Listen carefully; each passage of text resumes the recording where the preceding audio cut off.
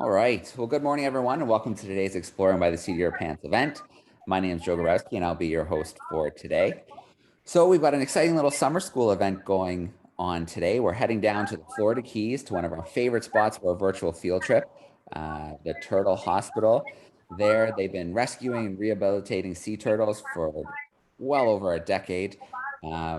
Always lots of fun to join them in the sun, to meet the turtles, learn about some of the issues they're facing, but also to learn about some of the amazing rehabilitation work that they're doing to get these sea turtles back out and into the wild. So really excited to have everybody joining us live today. I know we've got a lot of students who are joining us live via YouTube. Take a look at the right side of your screen. You're going to see a chat sidebar. That is your opportunity to say hi, introduce yourself, and of course, send us in some questions. We've got some great educators joining us in the call, and they're going to relay some of your questions. So we're going to throw things over to Teresa now. Teresa, it is always great to hear your voice. It is great to see some of your friends and to learn a little bit more about them. And we're excited to let you take over for a bit. Hi, guys. So we're going to jump on in. We're going to start with Stitch. So Stitch here is a juvenile green sea turtle. Now, green sea turtles are one of the more common species of sea turtles that we get down here. And you might notice that he's called a green sea turtle, but he's not actually green. But that's okay. He's actually a herbivore. So in the wild, he eats lots of seagrass and algae. While he's here, he gets lots more of romaine lettuce, kale, green peppers, cucumbers, still green stuff, but they eat so much of that green stuff that they're fat. Their insides turn green, and that's how they get their name. And so Stitch came in a few months ago. He has a broken flipper. So can't exactly put a cast on a sea turtle flipper. They don't really work out too well underwater. So we're keeping him kind of hands off as much as possible, giving him a chance to rest, and then just very light bits of physical therapy. And it's getting stronger. It's doing so much better. But he also tends to get a little fuzzy. A little bit of algae on their shell is normal, especially when they're in the ocean. I'm sorry. Our students still cannot see the live link on either of the links. I'm sorry. There's a link on the chat, and I think that one works. Try that one. That's okay. There's two links. So the first one will work really well to take them directly in. But if they are using a mobile device or a iPad, the second one's the best link to use. And they'll see the event at the top with a red live icon next to it. I'm looking now and I don't see anything. Here. I'm not sure if maybe we have the wrong link. Let me give you something else here that should help. Yeah, I can resend them as well because mine is working. Yours is? Yeah. Yeah, Okay. like I have it running on my phone beside me as well. I just sent you guys a brand new link.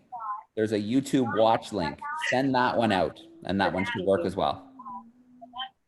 Sorry, Joe, where did you send that link to? It's in the chat bar. Okay. In the Zoom call. chat bar? Yep. Okay. No, yeah, in the Zoom chat bar. You got it. Oh, it's just because we've got, okay, thank you. Okay, no worries. Yes, okay, that one seems to be working for me now. Perfect. Okay. Okay. So Sarah, I will share that link. Oh, did you just try it, Sarah? All right, Teresa, I think we've got another link out, so hopefully that'll get the rest of the group in. And we'll let you jump back to our green sea turtle buddy. Okay. So Stitch here, he is a little bit fuzzy because he has a little bit of algae on him, which a little bit of algae on their shell is normal because they live in the ocean, they have a flat surface. But when they're healthy, they've got fish and shrimp that'll help clean all of that algae off of their shell. While they're here, we take a scrub brush and give them a bath regularly. But because with little Stitch, he's got that broken flipper, so we've tried to be hands off as much as possible. Don't want him to move those flippers too much, which means he hasn't been able to get a regular bath.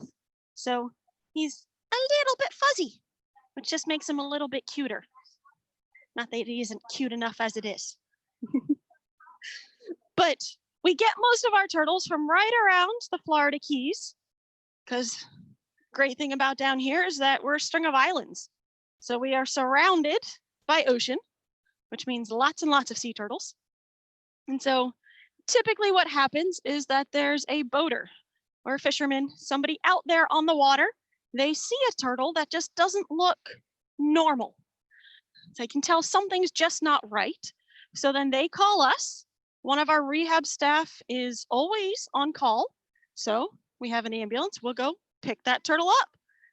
And then as a thank you for them rescuing that turtle, then they get to name it. That's why some of our turtles have some very interesting names. And so little guys like Stitch, we can give the boater permission to get that turtle on their boat. They can bring it into land themselves, because sea turtles, they are endangered species. So they are protected. You're not allowed to just pick one up. Whereas the bigger guys, this big guy, this is Shelly. It's one of our larger turtles right now. Shelly's about 260 pounds. So to kind of give you a size idea, his head is about the size of my hand. So he is massive, 260 pounds massive. But he's a little big, especially to try to get on the boat yourself. So in cases like this, then we'll ask for that boater to stay with that turtle until we can get Fish and Wildlife or the Coast Guard or somebody that we know with a boat out to help. And Shelly, being so big as he is, we actually got Fish and Wildlife and Coast Guard both to help, because we needed lots of people to get him up on the boat. But Shelly was entangled in some old anchor line. And so that's why you always have to be very, very careful with any of your lines, whether it's fishing line, anchor line, trap line, because if it ends up in the ocean, eventually something's going to either try to eat it or get entangled in it. And with Shelly, it wrapped around his left front flipper so tightly for so long, it had cut off the circulation, which once that happens for so long, it'll actually start to kill the flipper. And so Shelly, we had to amputate that left front flipper. So he only has 3 flippers now, which he will still be able to be released, but he'll need to stay for just a couple months, give it a chance for that surgery site to heal. But once it heals, no more chance of infection, then he'll get to go home. But we're estimating about 2 to 3 months. Because with sea turtles, as long as they have 3 flippers, they do fine. Think of a 3-legged dog. They may look a little bit different, but as long as they have 3, they're able to adapt, able to be normal. And cool thing with Shelly is that he has a very, very long tail. They all have tails. It's just that when they're smaller, like little Stitch, that is a very short tail. It doesn't go past the end of their shell. And that's normal. Once they hit adulthood, so about 20, 25 years old, then if they're a boy, that tail grows. It'll look like Shelly's. Whereas if they were a girl, tail stays really short, doesn't go past the end of their shell. It's the only way that you can tell the difference between the boys and the girls is by the length of their tail when they're adults. Now, we don't always get them in when they're adults, so we don't always know if they're boys or girls when they first come in. And it's the people that find them that get to name them. So we sometimes end up with turtles with the wrong names. So this little guy, this is Luke, because a lot of times they get named after the people that find them. And so Luke is only 7 pounds, so much smaller than Shelly, but much younger as well.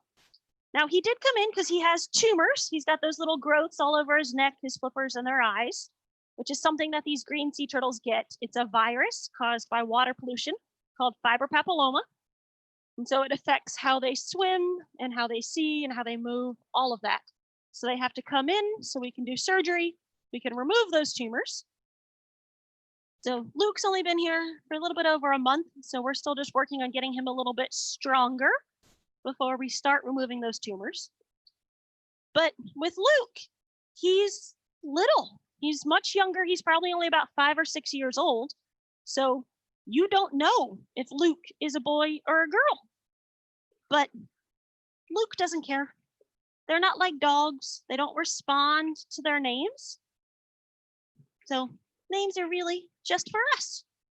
Because we do have an April who's a boy and a George who's a girl.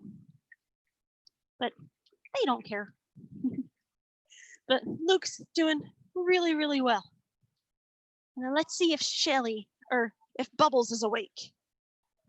Because Bubbles is also really cool, but Bubbles is hiding. We'll come back to Bubbles. We'll do Emma. So far you guys have seen green sea turtles. They're one of the more common species. The other common species are turtles like Emma here. She is a loggerhead. And so the loggerheads get their name because they have that very, very large head. And so she's about 140 pounds. So quite a bit smaller than Shelly, but her head is bigger because she's a loggerhead. Loggerheads are carnivores. So in the wild, they eat things with hard shells, things like crab, lobster, conch. Here, they still get meat, but it's more squid and fish. So stuff without that hard shell, stuff that's a lot easier for them to digest. But Emma came in about a month ago. She was found floating. So nothing wrong on the outside. No wounds, no entanglements, no boat strikes, shark bites, nothing. Looks perfect on the outside, but she was floating. And that floating is enough of a reason to bring them in, because floating in a sea turtle is not normal. Because perfectly healthy turtle, the only time they're ever up at the top is to breathe. But they eat at the bottom, they sleep at the bottom, they do everything else at the bottom. So floating, unable to dive, that means that turtle's sick, they need to come in. So we brought her in, and when they first come in, we always do a physical, they get blood work, x-rays, pretty much anything we can do to figure out what's wrong. Turns out she had an impaction. So she'd eaten some things that she wasn't supposed to, and she got constipated and gassy. So that's why she was floating. But we gave her a few weeks of medications. So Metamucil, Beano, Gas-X, things to help her poop and get rid of all of that gas. And it's worked. She's no longer floating. So now we're trying to get her ready to be released. And so hopefully next week, we're hoping that it'll be nice. There's that storm out there that we don't know what it's doing yet. So we'll wait and see what kind of happens with that, but won't be too much longer, and then she'll get to go home. And when they get released, they always get tagged. So might be a little hard to tell on her because she's moving around so much, but she does have a flipper tag, a little silver tag on the back side of each front flipper, kind of in each front armpit. Those are flipper tags. Has a unique string of letters and numbers on one side and contact information on the other. So that way, if she ever pops up anywhere else throughout the entire world, we know who she is. And then she also has a microchip in the back of their neck, just like microchipping your dog. But again, that's only good if she pops up somewhere else. But in order to actually track a sea turtle, we do satellite tags. It's a GPS tracker that you glue to the outside of the shell. We just don't do them very often because it's a lot more expensive and it's a lot larger of a tag, so we can't do it on everybody. But we actually have one of our turtles out there right now that has a satellite tag. Her name is Maisie. She hasn't gone very far. She's just hanging out down near Key West. But if that is something that you're interested in, is tracking turtles, it's a project that we do with a Sea Turtle Conservancy called Tour des Turtles. So instead of Tour de France, it's Tour des Turtles. So you can go online, tourdesturtles.org, and it's kind of a mock race that they do. So tag turtles throughout Florida, typically Central America and the Caribbean, and pretty much see where the turtles go. And the race officially starts August 1st, so on Saturday. And so hopefully she won't come in last place, That's kind of our goal. We don't really care if we win. We just don't want to come in last place because the past few years we've come in last place. But the turtles, they don't know they're in a race. They're just going to go do their normal turtle things. And sometimes some turtles travel for hundreds or thousands of miles, but some turtles just find a good spot that's got lots of food and no predators, no sharks, things like that, some place that's just nice and safe. And they decide, okay, I just want to hang out here for a little while. But even if it's not super exciting, it's still good information to know. But for Emma here, it's just going to be the flipper tags and the microchip, so we won't be able to track her. And that's always our goal, is to release as many of these turtles as we possibly can. But of course, some turtles we cannot release. If they can't survive on their own in the wild, we're not going to release them just to have them starve. So when that happens, then they become a non-releasable turtle, and that's when they get to hang out here. We have our larger, more natural pool. It's connected directly to the ocean through a few grates. So it is tidal, it's got fish. So it's pretty much as natural a pool as possible. So it makes it kind of perfect habitat for these turtles that are now completely healthy. They just can't survive on their own. And so most of these guys are here because they have what's known as bubble butt syndrome, which is what happens when they get hit by a boat, and the force of that boat strike causes air to get trapped, causes nerve damage, which causes these turtles to float. And remember, floating is not normal.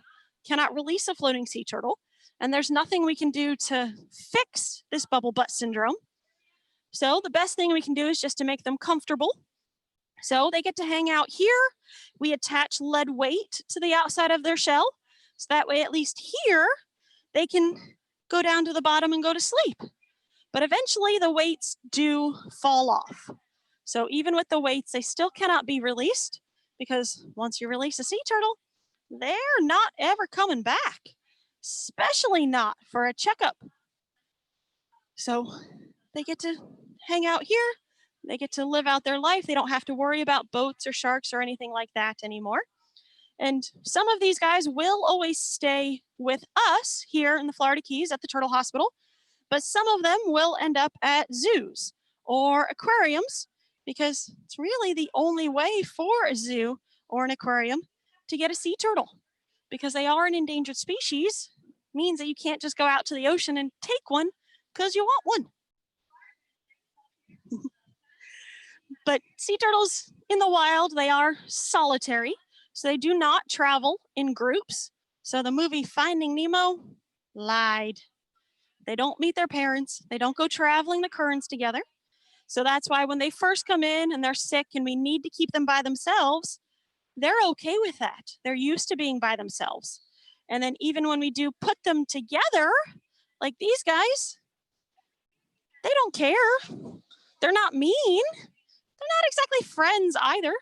They just ignore each other. And then this big one, this is Bowie. She is our biggest turtle. She's about 315 pounds. And remember I told you that Shelly is a boy because Shelly is a big turtle, has that long tail? Well, Bowie here, big turtle. She's even bigger than Shelly, but she's got little itty bitty short tail. Doesn't go very much past her shell. So Bowie is a girl.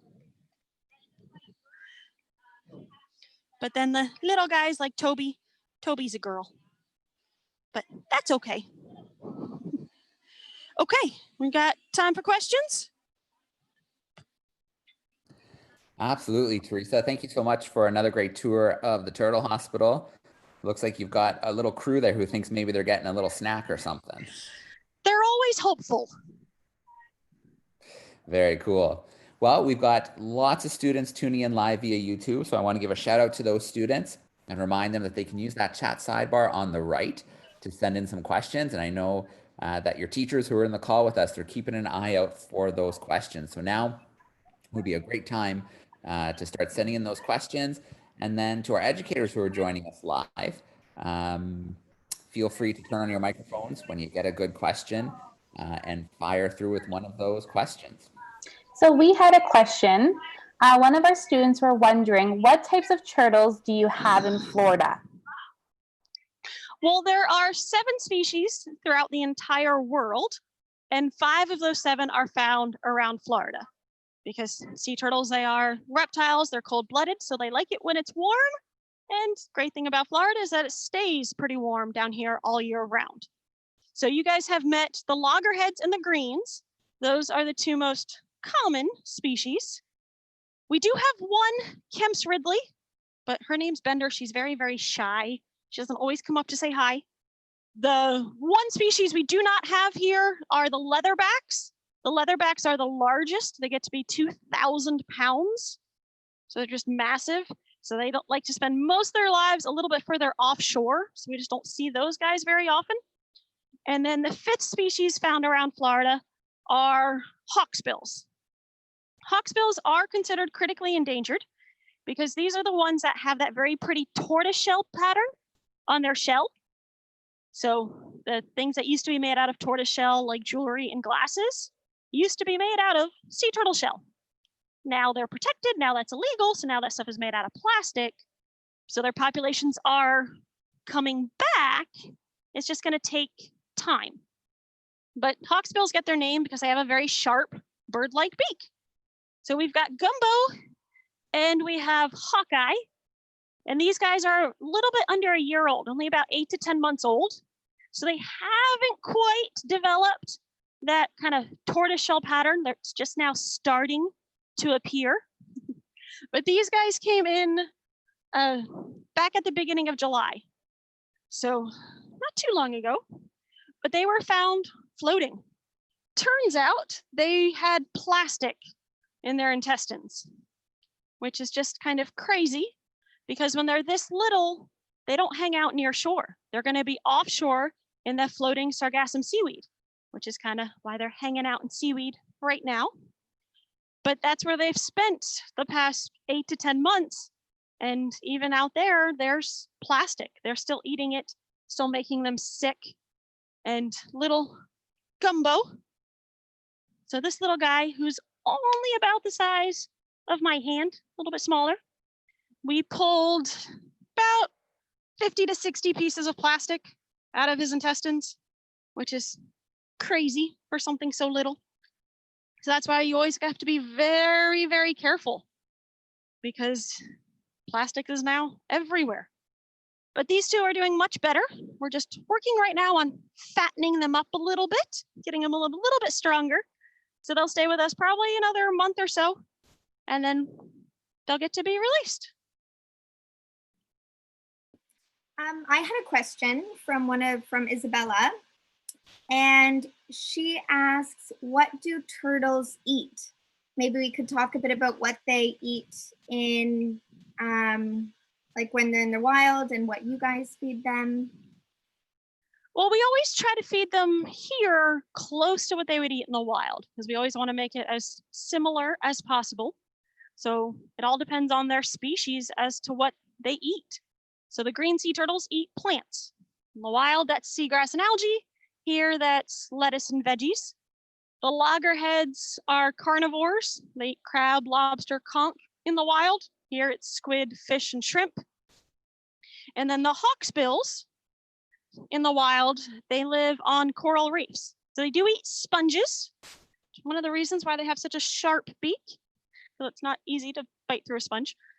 But they also eat small crustaceans, so small crabs, small lobsters, things like that. And so these little hawksbills, we can't give them sponges while they're here, but they will get small bits of squid and fish and shrimp. And when they are little like this, when we give them this fresh seaweed, they'll even eat some of the seaweed.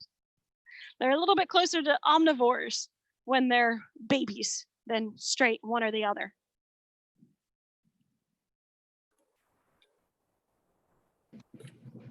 I saw a good question in the chat.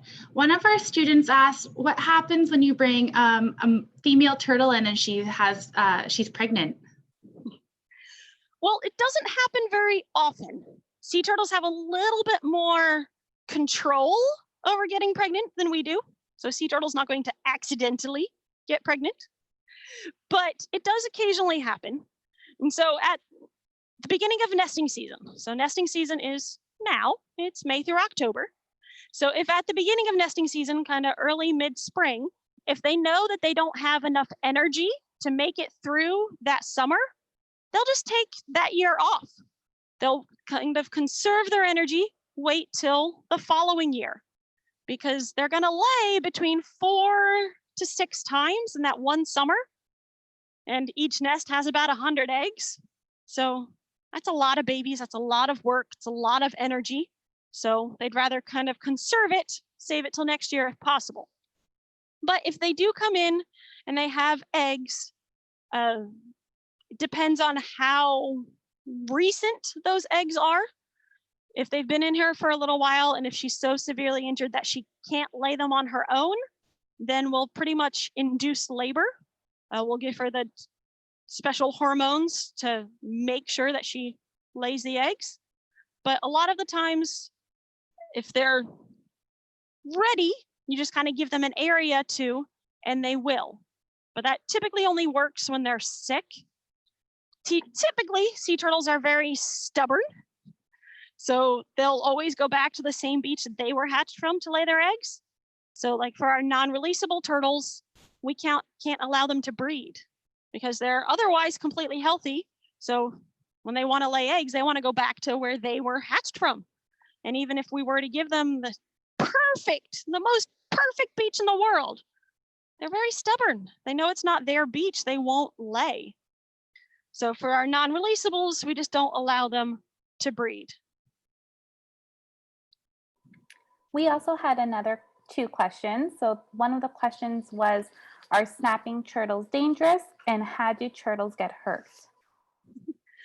Well, yes, any wild animal has the possibility of being dangerous, especially something that has the word snapping in its name. But really it's true for any animal, is that you always have to be very careful, because if they feel scared or threatened, they're going to bite you, which if I feel scared or threatened, I'm going to bite you too. So kind of fits. But that's why all of our staff is trained how to handle our turtles. So that way we don't get bit. Because even when they are on the smaller side, they can do quite a bit of damage. Like this is Lucy, she's about a year-old loggerhead. So may not be able to bite through a full conch shell at this size, but still be able to take a good little chunk out of your finger. And then how they get injured, there's a lot of different ways. So a lot of it is human related, unfortunately. Whether they eat the trash and the plastic like those little hawksbills and like Emma, or they get entangled in line like Shelly, they get hit by boats. Sometimes we'll get shark bites. And then even the tumors, which is one of the main diseases that they have, even that is related to people, because that's all related to water pollution. So it just means you gotta be careful, especially when you're out there on the water or near the water or anywhere outside, really. One of the other questions we had from a viewer was, what can we do to help sea turtles? Well, one of the easiest things to do, doesn't matter where you are, is to just be careful. Make sure you're not littering. Make sure recycle as much as you can, because everything ends up in the ocean eventually. Doesn't matter where you are, everything ends up in the ocean. And even things that you may not think about, things like balloons, because you let a balloon go into the air and it's gone, out of sight, out of mind. But it does have to come down eventually. And a lot of times it does that over the ocean, and floating in the ocean, those balloons and even plastic bags look like jellyfish. And these sea turtles eat jellyfish. And it's not until it's too late that they realize, oh, maybe I shouldn't have eaten that. It's plastic. And then it makes them sick. So that's one super easy, simple thing.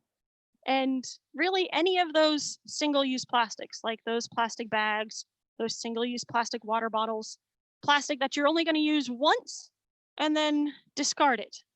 At this point, there's other options. There's reusable shopping bags. There's reusable water bottles. All of that just makes it a lot easier for you and on everything in the ocean and wildlife.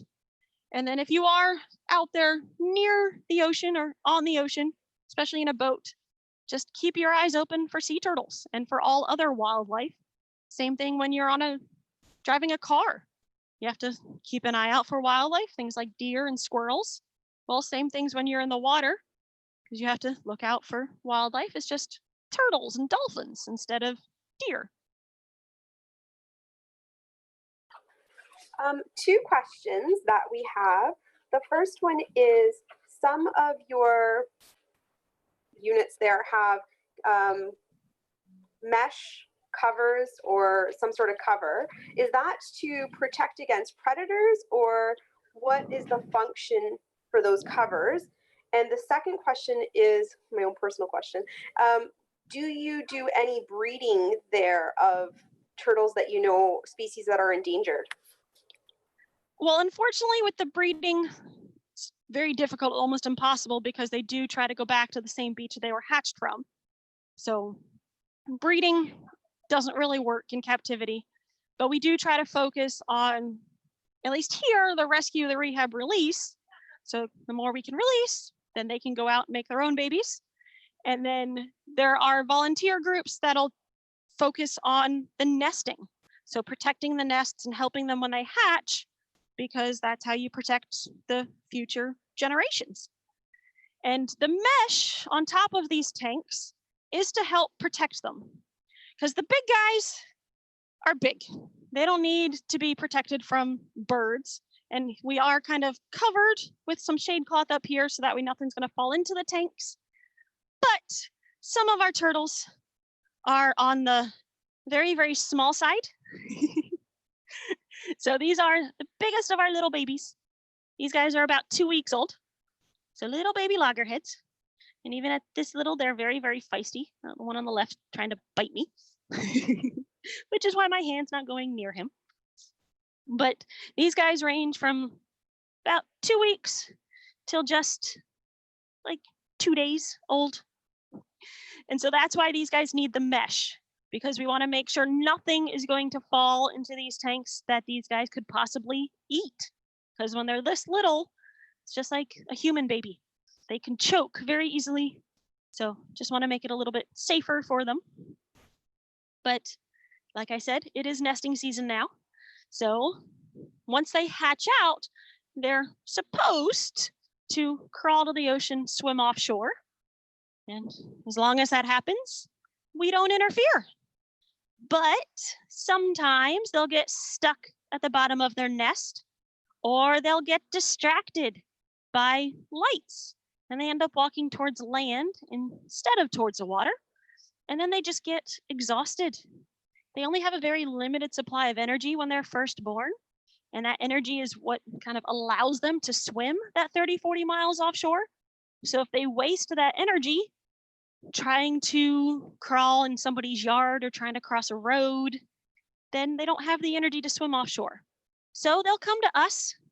They'll stay for about a month or so, wait till they're eating on their own, they're a little bit stronger, and then they get to be released. And these guys don't get names because they're not typically here for very long, and they all tend to look the same. They're very, very similar when they're babies. So they just get a little number on their shell, and it's just put on with either a non-toxic paint pen or nail polish. So something that's not going to harm them in any way, but it's a way we can tell them apart.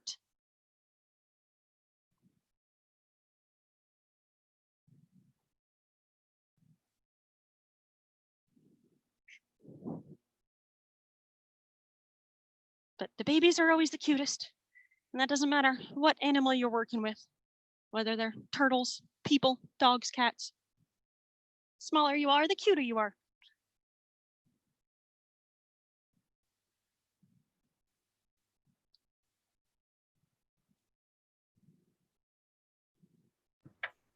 Are turtles in lake? Sorry, we have one more question. Are turtles fast? Well, they can be fast. They can do bursts of speed up to about 30 miles an hour, at least when they're adults. When they're younger like this, of course, that's a lot slower. But even though they can do bursts of speed, they can't maintain that speed. So most of what they're going to do is kind of what we've been seeing, is this kind of just sedate, just kind of nice and smooth swimming. I like to equate it to people. Like, you can probably run pretty fast, you can sprint, but not for very long, but you could if you needed to, especially if a shark or predator was coming after you. But most of the day, you're going to be going at a nice slow walk. Same thing for these turtles. So they're only fast when they need to be. They don't need to be. They're just going to be going at their own pace.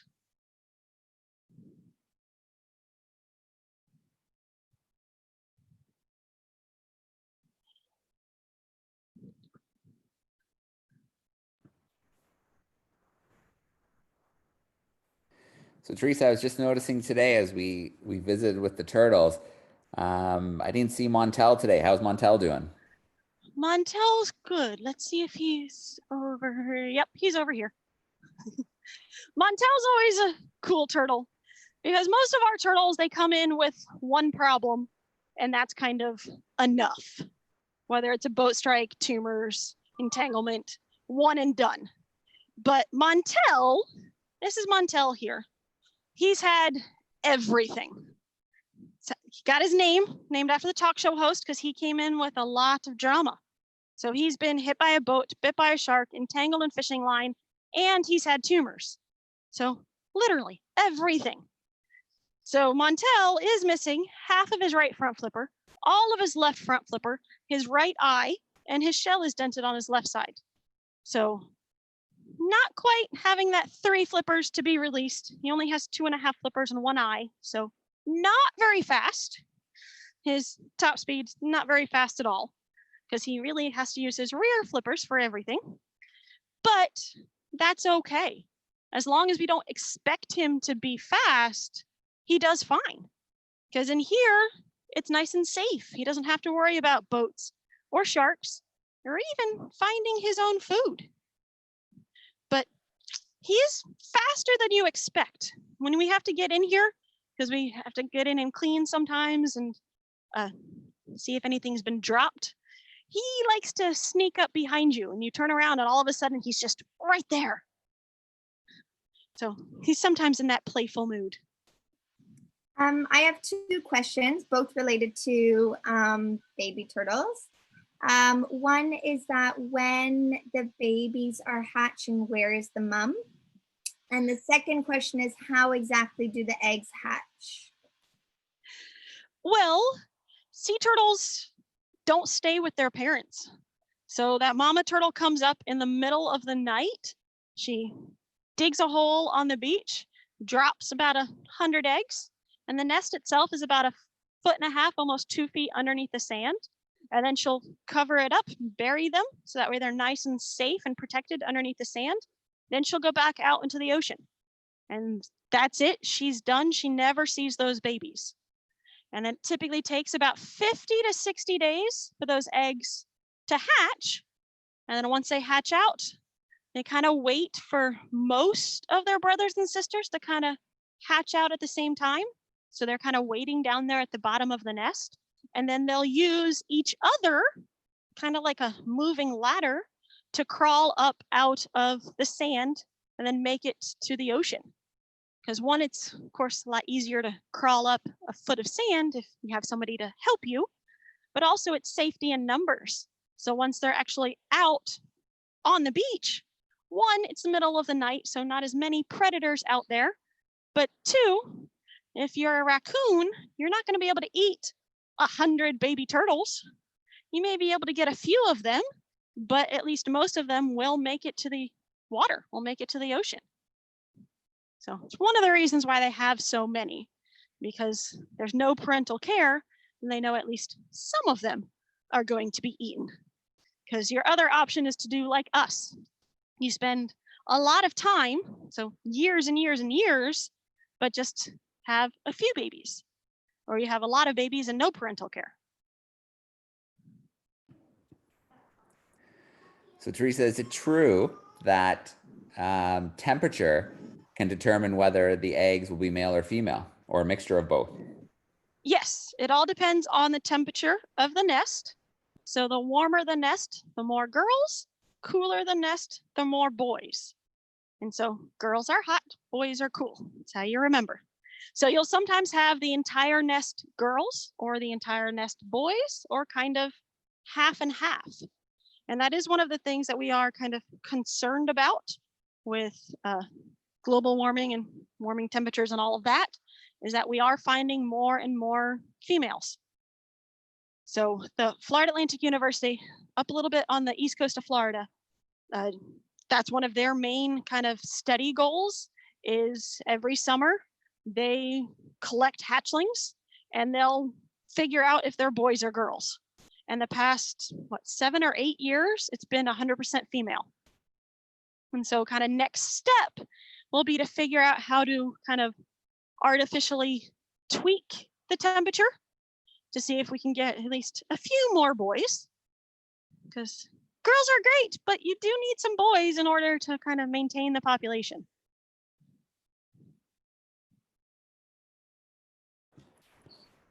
All right. Well, we'll do one last call, see if there's a last question or two. Otherwise, we will let the sea turtles and you, Teresa, get on with, I'm sure it's going to be a busy day.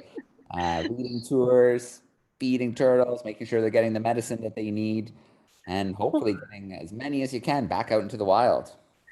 Well, yeah, these guys are always hungry. They eat on average about 1% to 3% of their body weight a day. So it's a lot of food for 35 turtles. All right, very cool. Well, I want to give a big shout out to all the students who joined us live via YouTube today. Thanks for hanging out with the turtles and sending us in some great questions.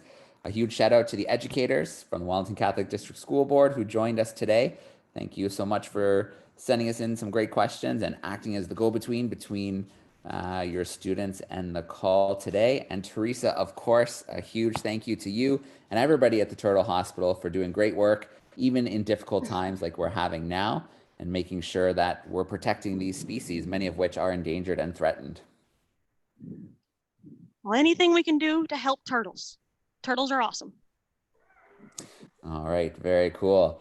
Well, we are going to sign off for now. Actually, I see Ms. Bailey just turned her mic on. Go ahead, Ms. Bailey. Hi, sorry about that. I don't want to go over what you just said, but on behalf of Wellington Catholic, we want to thank you, Joe and Teresa, for offering our students this wonderful opportunity. This is usually a program that we offer face-to-face in our schools during the summer, but with it being fully online, we are able to offer some very unique and new opportunities for our students, and this was an absolutely wonderful time. Thank you very much. You're welcome. We like being able to teach people about turtles, even if they can't necessarily come down to the Keys. Now, of course, if you make it into the Keys, you are more than welcome to see these guys in person, but we know it's sometimes a bit of a trek. Well, we would absolutely love to join you one day.